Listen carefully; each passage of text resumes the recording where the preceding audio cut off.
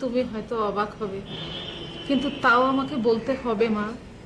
ওই ওই ছেলেটা শাহেদ, ও তোমার স্বামী। মা, এসব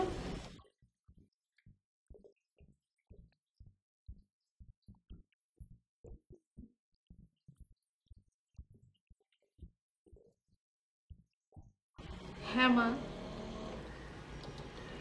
খুব ছোটবেলায় আমরা দুজন তোদের বিয়ে দিয়েছিলাম। আমাদের বাড়ি ছিল পাশাপাশি, দুজনের নামও এক, রোমেনা। শাহেদ বড় হয়েছে, হওয়ারই কথা। কেমন হয়েছে দেখতে? মা, তোকে একবার যেতে হবে ময়না দিঘি। রোমেনা তোকে দেখতে চেয়েছে।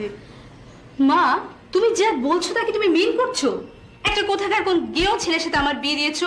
Is it possible? হ্যাঁ মা, খুব ছোটবেলায় আমরা তোদের বিয়ে দিয়েছিলাম। তোরা তখন... এটা কোনো বিয়ে নয় মা, এটা হচ্ছে পুতুল খেলা। তোমরা দুজন আমাদের দুজনকে নিয়ে পুতুল খেলেছিলে, আর এখন ভাবছো সেটা আমরা মেনে নেব। শাহেদ তো মেরেছে, তোকে নিতে এসেছে। তার পক্ষে সেটা সম্ভব।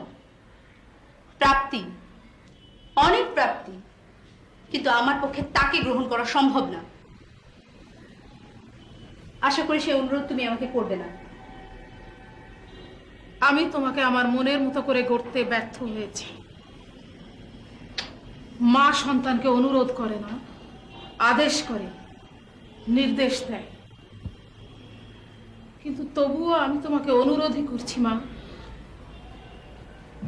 তুমি একবার ময়না দেখিতে যাও, রোমেনার সাথে দেখা করে তারপরে চলে এসো। ও হয়তো মারাই যাবে, তার আগে তোমাকে একবারও দেখতে চেয়েছে। আমার এই অনুরোধটুকু রাখো মা, তাহলে আমি মনে করব তুমি আমাকে দয়া করলে। মা, মা তুমি আমাকে ভুল বুঝো না প্লিজ।